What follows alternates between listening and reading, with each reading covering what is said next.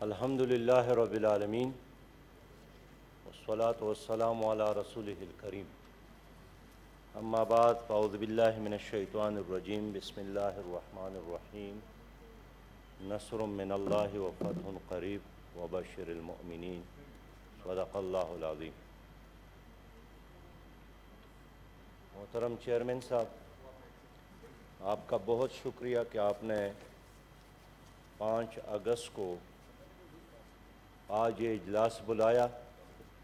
اور انشاءاللہ تعالی آج کے اس اجلاس کا پیغام مقبوضہ کشمیر کے عوام کے لیے ایک حوصلے کا ذریعہ بنے گا۔ کشمیر ہمارے لیے زندگی اور موت کا مسئلہ ہے۔ کشمیر کے بغیر پاکستان نامکمل ہے۔ کشمیر پاکستان کا شہ رگ ہے اور پاکستان کی ہریالی اور یہاں خوشحالی یہ کشمیریوں کی اس عظیم جدوجہد کی مرہون منت ہے جس کی وجہ سے پاکستان میں اس وقت ایک خوشحالی اور پودے اگتے ہیں، ہریالی ہے۔ آپ کو یاد ہوگا گزشتہ سال 21 فروری کو انڈیا نے اعلان کیا تھا کہ ہم پاکستان کے حصے کا پانی بند کریں گے، اور اس جدوجہد کی وجہ سے آپ کے جہلم میں، چناب میں، راوی میں اور ستلج میں پانی موجود ہے، اور جس طرح مودی کا مزاج اور کردار ہے اس کو اگر یہ موقع ملا تو وہ پاکستان کے حصے کا پانی بھی بند کرے گا۔ جناب والا، کشمیر ایک بہت اہم اسٹریٹجک جگہ ہے کہ جس کے چاروں طرف 4 ایٹمی پاور ہے۔ رشیا بھی ہے، چائنا بھی ہے، پاکستان بھی ہے اور ہندوستان بھی ہے۔ اگر اقوام عالم نے مسئلہ کشمیر کو حل نہیں کیا تو کسی بھی وقت اس علاقے میں ایک ایٹمی جنگ جو اس پوری ریجن اور ساری دنیا کے لیے تباہی کا باعث ہوگا وہ چڑھ سکتا ہے۔ اس لیے جناب چیئرمین صاحب، مسئلہ کشمیر کا حل نہ صرف پاکستان کے لیے بلکہ ساری دنیا کے لیے بہت ہی ضروری ہے، اور میں یاد دلانا چاہتا ہوں کہ گزشتہ 72 سالوں میں کشمیریوں نے جو جدوجہد کی ہے، انسانی تاریخ میں اس طرح کی جدوجہد کی مثالیں بہت کم ملتی ہے۔ طویل جدوجہد ہے اور تقریباً ہر دن کشمیریوں نے اوسطاً 4 شہداء آزادی کے خاطر پیش کیے ہیں۔ اس میں بوڑھے بھی، اس میں بچے بھی اور خواتین بھی اور مرد بھی شامل ہے، اور ہر شہید کی زبان پر آخری کلمہ لا الہ الا اللہ اور آخری نعرہ یہی کہ ہم پاکستانی ہیں، پاکستان ہمارا ہے۔ اس لیے پاکستان کی بقا کے لیے واحد راستہ یہی ہے کہ ہم کشمیریوں کا ساتھ دیں اور ان کی جدوجہد کو کامیابی تک پہنچانے کے لیے زندگی کا ہر لمحہ اور خون کا ہر قطرہ ہم قربانی کے لیے تیار ہوں۔ جناب چیئرمین صاحب، اس وقت بدقسمتی ہے کہ انڈیا پر ایک ایسے شخص کی حکمرانی ہے جس کو دنیا اب ایک پاگل آدمی سمجھتا ہے،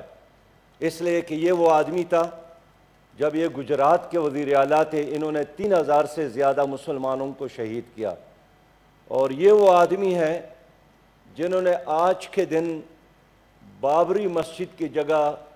مندر کی تعمیر کا اعلان کیا ہے، اور یہ وہ شخص ہے جنہوں نے اپنے الیکشن کمپین میں 3 وعدے کیے تھے۔ ایک یہ کہ میں مقبوضہ کشمیر کو انڈیا کا حصہ بناؤں گا، رام مندر کی تعمیر کا وعدہ اور آزاد کشمیر پر قبضہ کرنے کا، اور انہوں نے 2 وعدے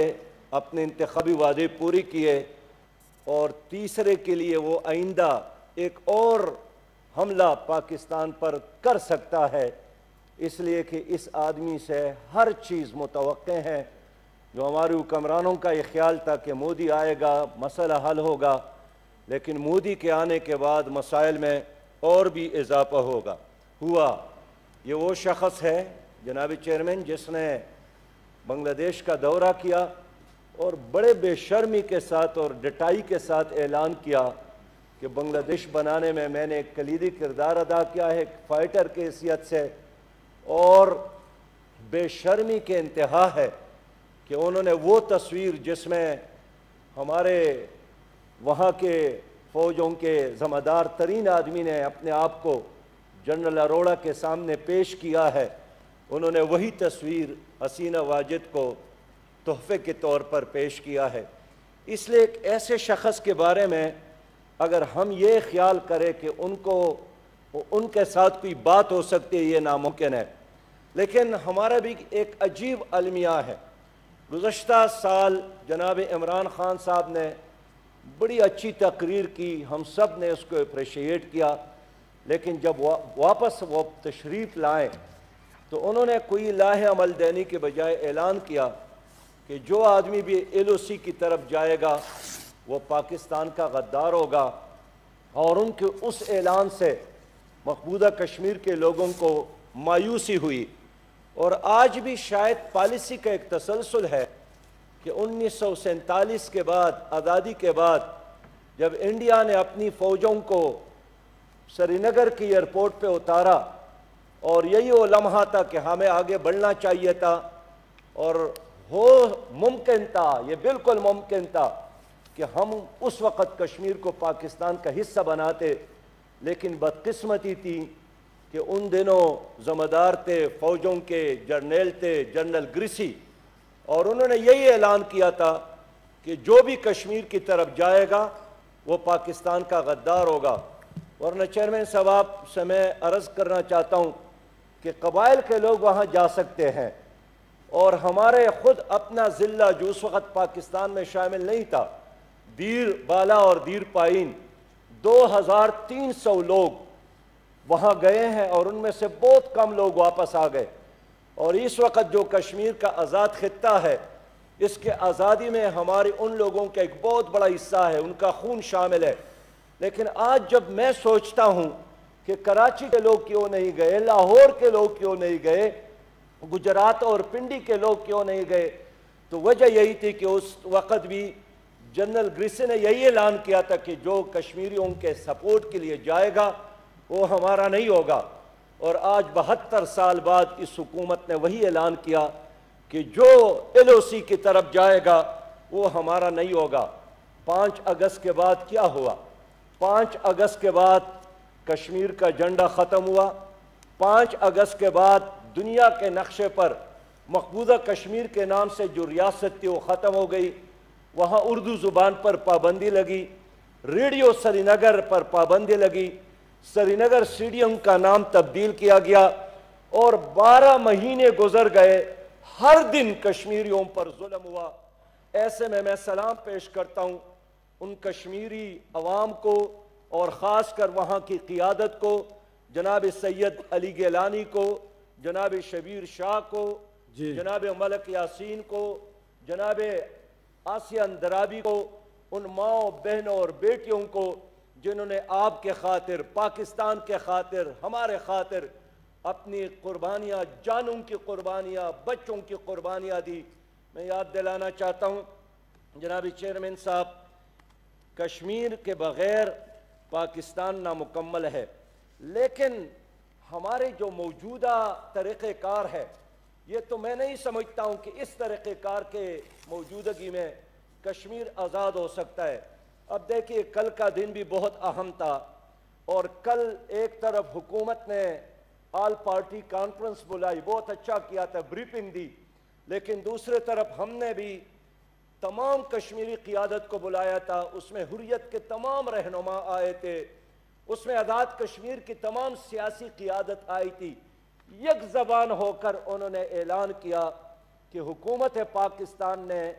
کشمیر ہائی وے کا نام تبدیل کر کے سری نگر رکھ دیا ہے، ہمیں حکومت پاکستان کا یہ اقدام منظور نہیں ہے۔ دوبارہ اسی کشمیر ہائی وے کا نام کشمیر کو بحال کیا جائے، اس لیے کہ کشمیر کے ساتھ ہمارا ایک نظریاتی کمٹمنٹ ہے، کشمیر کے لیے ہم نے قربانیاں دی ہے، کشمیر ہمارا پہچان ہے، اور کشمیر کے لیے جدوجہد ہماری ایمان کا حصہ ہے۔ خود سری نگر سے تعلق رکھنے والے ہمارے مقبوضہ کشمیر کی قیادت نے اس پر کل احتجاج کیا کہ شاید حکومت نہیں چاہتی ہے کہ اسلام آباد میں ایک روڈ کشمیر کے نام پر ہو۔ سری نگر کو کون جانتا ہے؟ 72 سال جو جدوجہد ہم نے کی ہے کشمیر کے نام پر کی ہے، لیکن آج وفاقی حکومت نے، میں حکومت کی نیت پہ شک نہیں کرتا ہوں، لیکن کاش کوئی بھی کشمیر کے حوالے سے پالیسی بناتے وقت وہ اپوزیشن کو بھی اعتماد میں لیتے، یہاں جو آزاد کشمیر کی قیادت ہے ان کو اعتماد میں لیتے، یہاں مقبوضہ کشمیر کے بہت سارے لوگ حریت کے رہنما موجود ہیں ان کو اعتماد میں لیتے، لیکن حکومت یہ کام نہیں کر سکی۔ انہوں نے ایک پولیٹیکل نقشہ جاری کیا ہے۔ میں بخل سے کام نہیں لیتا ہوں، کوئی نیا کام بھی نہیں ہے، نقشہ پیش کیا، اچھا کیا ہے، اور بہرحال ہم اس کو اپریشیٹ کرتے ہیں، لیکن یہ نقشہ ہمارے دلوں میں موجود ہے، اور یہی نقشہ پہلے سے ایک متعین شدہ چیز ہے۔ حکومت نے دوبارہ اس کو شائع کیا، اچھا کیا، لیکن میں امید رکھتا ہوں کہ کشمیریوں کی جذبات کا احترام کر کے کشمیر ہائی وے کا نام یہ دوبارہ بحال کریں گے۔ جناب چیئرمین صاحب، میں چند تجاویز دینا چاہتا ہوں، اس لیے دینا چاہتا ہوں کہ یہ ان تمام مقبوضہ کشمیر کے قیادت کا، آزاد کشمیر کی قیادت کا مشترکہ اعلامیہ ہے۔ پہلی بات تو یہی ہے کہ کشمیر کے حوالے سے ہر پالیسی میں کشمیری قیادت کو شامل کیا جائے، اور یہی تجویز ہے۔ کل صدر صاحب نے بھی فرمایا ہے کہ یہ ممکن ہے کہ ہم اس پارلیمنٹ میں کشمیریوں کے لیے کچھ سیٹوں کو مختص کر لے، لیکن ان کا یہی مشورہ ہے کہ پہلے تو آزاد کشمیر کے پارلیمنٹ میں مقبوضہ کشمیر کی اس قیادت کے لیے سیٹوں کو مختص کیا جائے۔ کل ان سب کا یہی مطالبہ تھا کہ پاکستان کے جو فضائی حدود ہے وہ انڈیا کے لیے ہمیشہ کے لیے بند کیا جائے جب تک وہ 5 اگست کے اقدامات کو واپس نہ لے۔ کل ان کا یہی مطالبہ تھا کہ یہ حکومت کا فرض ہے کہ ایک نیشنل ایکشن پلان کشمیر کے آزادی کے لیے وہ مشترکہ اجلاس میں پیش کرے، تاکہ ہم یکسوئی ہو کہ نعروں کے علاوہ کچھ عملی اقدامات بھی حکومت کرنا چاہتی ہے۔ کل سب کا یہی مشورہ تھا کہ ایک مؤثر سفارتکاری کے لیے جناب سرکاری پارٹی سے بھی اور اپوزیشن سے مشتمل وفود بنا کر ساری دنیا میں بھیجا جائے۔ کل سب کا یہی مشورہ تھا کہ عالمی اسلام کو ایکٹیویٹ کیا جائے، اور خاص کر OIC کا اجلاس کشمیر کے مسئلے پر اسلام آباد میں بلایا جائے، اور ان سے مطالبہ کیا جائے کہ اس وقت تک ہندوستان کے ساتھ کوئی لین دین، کوئی تجارت، کوئی تعلق نہ ہو جب تک انڈیا 5 اگست کے اقدامات کو واپس نہیں لیتے۔ جناب چیئرمین صاحب، میں آپ کے شکریہ کے ساتھ یہ بات کر کے اجازت چاہوں گا کہ یہ ایک لمحہ آیا ہے، اگر ہم نے یہ ضائع کیا تاریخ ہمیں معاف نہیں کرے گی، اور میں اس پارلیمنٹ سے بھی، اس ایوان سے بھی یہی درخواست کروں گا کہ ہماری سیاسی اختلافات اپنی جگہ پر یہ ہوتے رہتے ہیں، اختلاف تو جمہوریت کا حصہ ہے، سیاست کا حصہ ہے، لیکن کشمیر کے آزادی کے خاطر ہم نے سب مل کر آگے بڑھنا ہے۔ اگر ہم یہ کام نہیں کر سکے تاریخ ہمیں معاف نہیں کرے گی، اور میں یقین دلاتا ہوں جناب چیئرمین صاحب میری بات کو غور سے سنیں، بہت سارے لوگ یہ نصیحتیں کر رہے ہیں کہ یہ زمانہ اس طرح نہیں ہے کہ کوئی ایک ملک دوسرے ملک کو پتہ کرے، یہ ٹھیک ہے، لیکن دیکھیے یہ اسلام آباد ہے جہاں لوگ افغانوں کا نام لے کر ادھر ادھر دیکھتے تھے کہ افغان طالبان کا نام اگر ہم لیں گے امریکہ ہم سے ناراض ہوگا، لیکن ہمارے پڑوس میں ہم نے دیکھا کہ یہ افغان، یہ کمزور، یہ غریب لوگ ہیں جنہوں نے ایک سپر طاقت روس کو بھی شکست دی، اور وہی افغان تھے جنہوں نے امریکہ اور اس کے اتحادیوں کو بھی شکست سے دوچار کیا۔ ہمیں اللہ پر اعتماد کرنا چاہیے، ہمیں امریکہ کی طرف نہیں دیکھنا چاہیے، ہمیں ادھر ادھر دیکھنے کے بجائے اللہ پر اعتماد کر کے ایک عملی جدوجہد کرنا چاہیے۔ کل ہمارے پروگرام میں صدر آزاد کشمیر بھی آئے تھے، انہوں نے کہا کہ میں تو نہیں سمجھتا ہوں کہ جہاد کے بغیر کوئی اور راستہ ہے کشمیر کے آزادی کے لیے، اس لیے کہ قراردادوں کے ذریعے، مطالبات کے ذریعے کوئی کسی کو آزادی نہیں دیتا، اس لیے شرمانے کی ضرورت نہیں ہے چیئرمین صاحب۔ اور ہمیں اگر یہ شہ رگ ہے، اگر یہ مائیں بیٹیاں ہماری ہیں، اگر یہ قوم ہماری ہے، تو اپنے کشمیر کے آزادی کے لیے عملی جدوجہد کرنے کی ضرورت ہے۔ کافر ہے تو شمشیر پہ کرتا ہے بھروسہ، مومن ہے تو بے تیغ بھی لڑتا ہے سپاہی، اور جو اللہ پر اعتماد کرتا ہے اللہ بھی ان کا ساتھ دیتا ہے۔ چیئرمین صاحب، یہ آپ کے ساتھ میرے ساتھ اللہ کا وعدہ ہے کہ کم من فئۃ قلیلۃ غلبت فئۃ کثیرہ، چھوٹے گروہ بھی بڑے گروہ پر غالب آ سکتے ہیں اگر ایمان کے ساتھ آگے بڑھے۔ سراج صاحب آزان ہو رہا ہے۔ الحمدللہ رب العالمین۔ لا إله إلا الله